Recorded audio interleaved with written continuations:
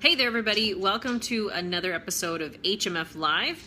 For those of you who are new to this page, welcome. My name is Tenya. I am the founder of Hustle to Muscle Fitness and the host of this show. And the purpose of this show is just to try and help people find maybe different ways and learn more about how to live a, happy, healthy kind of life, and taking maybe hopefully some different tidbits as I share things from my life, things that have gone well, things that have not gone so well, and maybe ways that you can implement into your life and achieve the results that you want in your health and fitness. So thanks for being here. I appreciate you watching live if you are here, or watching the recording later on. So happy Tuesday. And also, if you saw my post earlier today, happy 50th anniversary of the Loving versus Virginia case. Again, that was a case regarding desegregation of interracial marriage, and I celebrate it because my husband and I are an interracial couple, and as I said in my post today, we don't even think about it. We just go about our daily lives, and someone might point it out to us, or someone might, sadly enough, someone might stare at us kind of funny, and then we realize, oh, that's probably why. So anyway, celebrating that this week. I appreciate my friend Cecily posting it, reminding me and inspiring me to share a little bit of my family story too. Anyway, let's talk about tonight's topic. So again, for those who are new, to give you just a little bit of context, I don't want to go all the way back, but over the past 6 months, my husband and I, Gary, have been working on improving our mental health and improving our relationship because we hit some really rocky times. We've been married, kind of a long time. It'll be 13 years here next month. We're just under a month away, and I will say all the noise going on you hear is my dogs walking around on our hardwood floor. Anyway, so we ran into some really rough times that we had kind of been ignoring or putting off, and it kind of been festering. And so long story short, we decided, you know what, we need help. And us trying to talk it out or do whatever on our own clearly wasn't working. And so in January, he started his own therapy. In February, we started marriage counseling. And then finally figured out insurance for me so I could start my therapy. And I had my first session yesterday, as you probably saw maybe in yesterday's post. And so it's really like that three-pronged approach to try and, we each have our individual issues and baggage, and then that gets compounded. We bring that together, and it impacts our relationship, and then we need to try and fix those things too. So that's kind of what we're doing. Now there's more to update on like our counseling, marriage counseling, and on Gary's individual counseling, because he's been doing that longer. We've been doing that longer. Mine just started, but I will share a little bit about that with you here in a minute.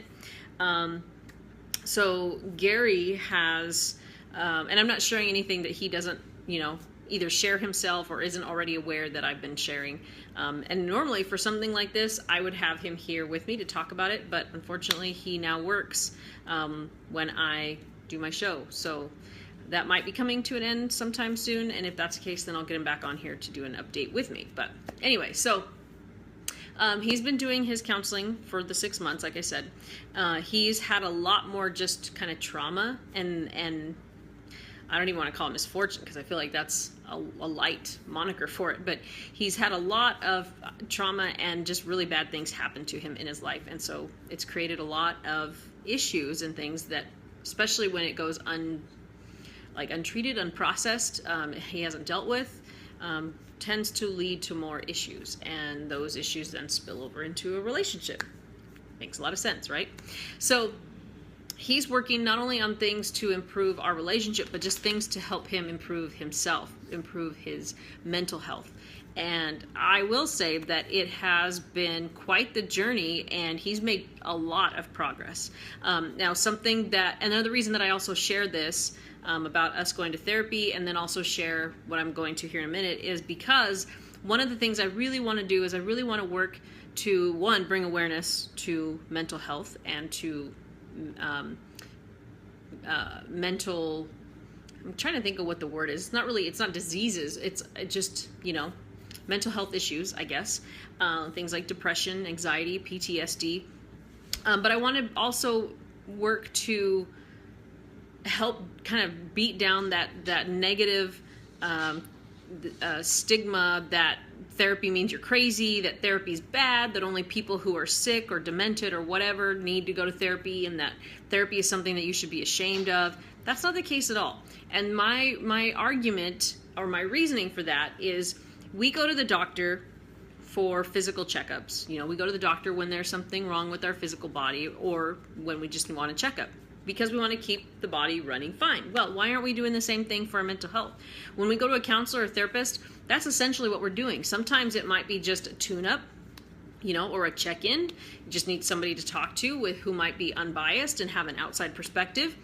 And sometimes there are more serious issues because you've gone through trauma, PTSD, or whatever, and you need help to process through things and to get through things. So that's why I really want to work to get rid of the negative associations around therapy, because it's really a good thing. You know, therapy is a good thing. You know, when things are therapeutic, that means it's healing. When you injure a part of your body, you go to physical therapy because therapy heals. So I really want to encourage you, anytime that you hear somebody kind of bashing on therapy, oh, what are you, crazy? No, there's a really good reason to go, whether or not you feel like you're having major issues, you know? And so that's what we're doing. We are using individual and couple therapy to heal ourselves and heal our relationship. Because in a lot of the struggles that we went through together, that we put each other through too, you know, so a lot of toxic stuff there, you know, we've done damage to each other. We've done damage, you know, we've done damage to ourselves, we've done damage to each other, and we love each other and we want to stay together. And so that's why we are doing this, so we can heal, repair, and heal and grow together. So anyway, I just kind of a side note, little soapbox, but I wanted to also say that. Now, in going through Gary's therapy, his therapist and his doctor now work together. They communicate, which is very good. And the reason I say that is because he's started taking Zoloft, which is basically like a anti-anxiety medication. And he's been very good, very diligent about taking it, you know, the way he's supposed to. Things like Zoloft oftentimes can be abused or misused, or when you actually need them, you just don't take them. Or when you start to feel better, you stop taking them, and then your problems come back, you know, or your issues with processing come back. So I'm giving Gary all the kudos and credit, because he's done a great job at taking his meds the way he's supposed to and sticking to it. And I'm happy to say, too, that he is liking the result. One of our communication breakdown, not to take a Led Zeppelin song, but one of the issues around our communication breakdown was that, you know, we are both very passionate people, and he even more so than me. But, you know, when you're in a relationship, you kind of feed off of each other's energy, good or bad. And so when we'd get into an argument, it would very quickly escalate. And part of that was because, you know, Gary, with some of his defense mechanisms, would just immediately go from, like, there's a problem to, bam, you know, all out war. And I would follow him, you know, just follow that same level of energy. So the nice thing is that Zoloft helps him to kind of take a breath, take a minute, lets his mind actually process what's going on, even control his response to certain triggers. And we can actually communicate about what's going on and what the issue might be. And that's been huge. Having improved communication has just been so mind-blowing. It's so crazy that how just the little difference that it makes. And so between his techniques and tools he's learning in therapy and his medication, it's done wonders. So he's made a lot of progress in the last 6 months. And not just things that benefit our relationship, but him as a person, like things that he's had to live with but never really learned how to cope or deal with, and he's doing that, and in a safe place, in a safe environment. He really likes his therapist, and it's doing a lot of good, and he meets with her every week. So I'm very proud of him for that, and it has made a lot of difference in our relationship. Now, we also started marriage counseling. Now, I will say that is not covered by insurance. That's been out of pocket, so we haven't been able to do that as often as I'd like. We did a session in February, and then moving and buying a house and all that kind of stuff, all the expenses that came along with that, we didn't get to do another one again until just like 2 weeks ago at the beginning of June. But we were happy to report lots of things that have been going well, and you know, we've kind of taken a little bit of regression, some things that have been going on. And because that's still going on, I'm not going to go into details necessarily about that quite yet. And that particular part is Gary's story to tell. So until we've talked about it or resolved it or whatever, I don't want to go into that yet. But we did spend some time talking about things that have been happening, going well, communication. You know, I talked about the sex challenge last week or 2 weeks ago. And so those kinds of things. And so we do have some work still yet to do, some things, decisions that we need to make, but marriage counseling helps us to kind of see things from each other's side. My frustration, things that's going on with him, you know, having that outside perspective again on our relationship is very helpful. So that's what's kind of been going on there. And in the meantime, since I couldn't start my own counseling until yesterday, I've been really trying to dive into different personal development books. As you all know, I've kind of become a PD junkie. One of the books that I went through a couple of times is a book called Triggers by Marshall Goldsmith, I think was the author. And really to kind of help me learn about the cycle of triggers and kind of start learning to identify my triggers, and then also to control my response to those triggers, which, as everybody has them, you all have triggers, I know it, it's not easy to do. And you know, Gary's been trying to do the same thing, but he's had the guide of his counselor therapist to kind of help point stuff out. I felt like I was kind of winging it, going solo for a while there. I was actually a little jealous that Gary was able to go through therapy and that we couldn't figure out the insurance so that way I could do it. And we couldn't afford for me to pay out of pocket at the time either. So I'm really grateful that insurance worked out. But so anyway, so I was doing that to try and do something to help my side of things and to help, you know, make more of a contribution to improving our relationship. So I definitely recommend the book Triggers. It is a really great book if you find that you guys as a couple, or even yourself, you know, really could be even like emotional triggers, like, oh, sorry, that was really bright. Emotional triggers, you know, I know a lot of people, and myself included, who are emotional eaters. You get stressed or upset or whatever, and the first thing you do is you hit the fridge or the pantry. And so I was kind of using that book for dual purposes, like not just to avoid arguments with Gary, but also to avoid extra trips to the fridge or the pantry or even to the store or whatever, to control my emotional eating habits. And so that book has been very helpful. I recommend it. And then, so that was one thing that I've been doing. I actually went through that book a couple of times, and it helped me also to sort of identify my triggers and be able to tell Gary, okay, I'm going to just say that this is a trigger and I'm going to try hard, but just, you know, work with me kind of thing. And then listen to a couple of podcasts with the author of The Women Are From Mars, Men Are From Venus, and he goes more into the science and biology. Hey, Laura, thanks for watching.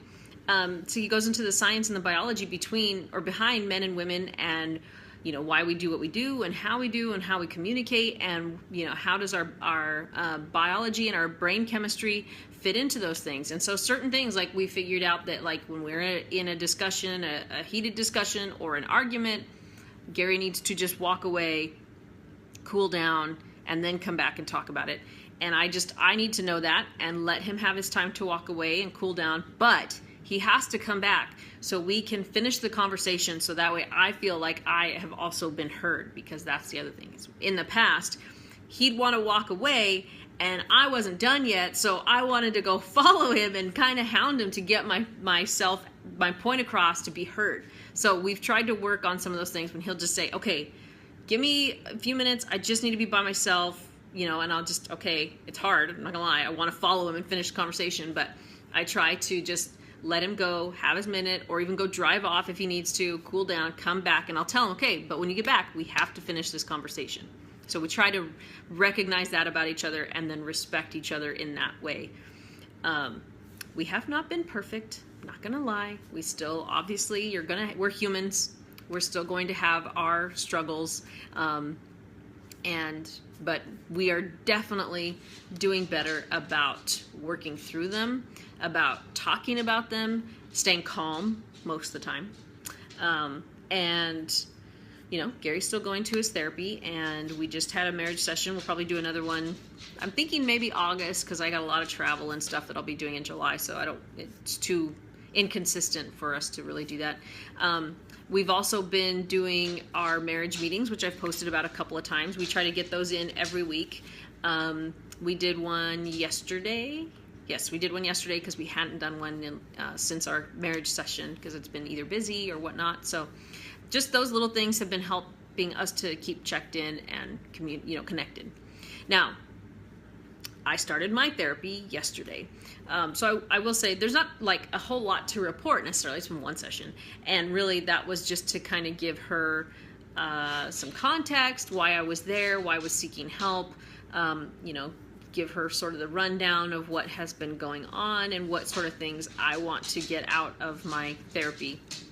But I feel like it's going to be a very good, a good thing, a positive working relationship. And she'd even said, at the end of the session that, she really feels like we'll be able to do a lot of good work, and she'll be able to help me and give me tools to help me, kind of achieve the things that I want for myself. Some of the things that I really feel like I need to work on individual level is, one, I need to stop or figure out how to stop being an enabler. And it only applies to Gary. I know that I have the ability to say no to pretty much anybody on the planet except for Gary. And so I need to be able to build up the tools to really know how to say no when I need to say no and stick to my guns.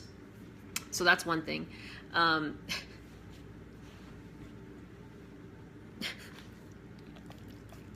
Thank you. The other thing is, okay, stop. The other thing is that I also, what happens when it comes to issues of some of our financial issues or disagreements is that, I enable him to overspend, and then I take that and kind of become a martyr about it and then hold that over him. So it's almost a little like self-righteous, in the fact that like I enabled him to do these things, and then I'm just like, okay, well, look, you went and did this. Now I have to sacrifice all of these things to make things work for our house and for our family and all that kind of stuff. So I know that about myself. I just don't know how to really fix that about myself, and that's what I need help with. And I think by one, stopping the enabling, I can also start putting a stop to the cycle of that martyrdom, kind of that self-righteousness, and then also, not necessarily beat him over the head about money issues. So this is definitely hashtag real talk. Hashtag real talk. Because it's a struggle, money, financial problems is like the number one cause of divorce, and that's honestly such a stupid reason to split up. And I don't want that to be the reason that we split up, because it's, it's money. Like, we have gotten a lot better about being on the same page, but, or I should say, we're at least reading the same book, or we're in the same chapter, not always on the same page, to put it into analogy. So that's what's going to happen with my therapy. And who knows, I might come up across other issues that I didn't even know I had. But I am excited about the journey. I'm excited about the healing. I'm excited about the work to make me a better person, and to make me a better friend to him and to other people, and then to also make me a better wife. So, and I think, and that's his goal too, is to become a better man, a better person, and a better husband, so that way we can have the relationship that, we want to have, that we, that we had in the first few years of our marriage. We were, Tengar. And so that's what we're working towards, but of course now older versions of that. So Let's see, I don't want to go too long. Oh, we're right at 20 minutes. Perfect. Okay, so that's kind of what's been going on. I wanted to give you the update.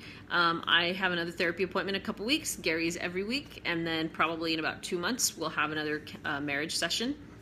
And we'll just keep working on all these things in the meantime. And I think, Laura, you had recommended the 5 Love Language book, which I haven't had a chance to get yet, but my therapist also recommended that. And I talked to Gary, and I think we're going to try and do that together. So that is now on the book list that I need to check and see if we can find it on Audible, because we're both like, we need to listen to it. We probably won't read it all if we get a book. So anyway, that's the update. I appreciate you guys for watching and listening, following along, and I hope I'm not just so yeah, like, thanks Laura for the recommendation too. I'm not just sharing this to just talk about myself, because Lord knows my grandpa used to tell me that I just talk to hear my head rattle. That's not true. But I share this stuff in hopes of inspiring you, maybe motivating you to do what you need to do to take care of yourself, your mental health, your relationships, because all of those things, having a healthy mind, having a healthy relationship, is all a part of your health and fitness, your health and wellness. Mind-body connection, super strong. I really believe that. And so you got to, in order to really have a healthy body, got to get this in the right place. And working on your mental health is just as important as working on your physical health. So I share this in hopes to show you that it's not something to be ashamed of, and it's something that you should do. And if you are having even, relationship issues, marital issues, and you still love each other, then it's worth fighting for. You guys need to do the work. So, all right, y'all. Thanks so much for watching. Thanks for listening. And anytime, if you have questions or just need someone to talk to, or, you need an ear or eyes, because I read your messages, please reach out to me. I'm more than willing to answer pretty much any question. I haven't gotten a question yet that I wasn't willing to answer. So I'm willing to answer questions, and I'm willing to share, as you probably know that by now. So don't hesitate. If you need someone to talk to, reach out, send me a message. I am more than willing to answer questions, just talk, just listen, and, openly and honestly share about my struggles and journey as a person, as a wife. So, but otherwise, you guys are awesome. I love you. You know that, I hope. But if you didn't, now you do. So have a great day. Be healthy, be happy, and hustle with heart. And I'll talk to you all soon.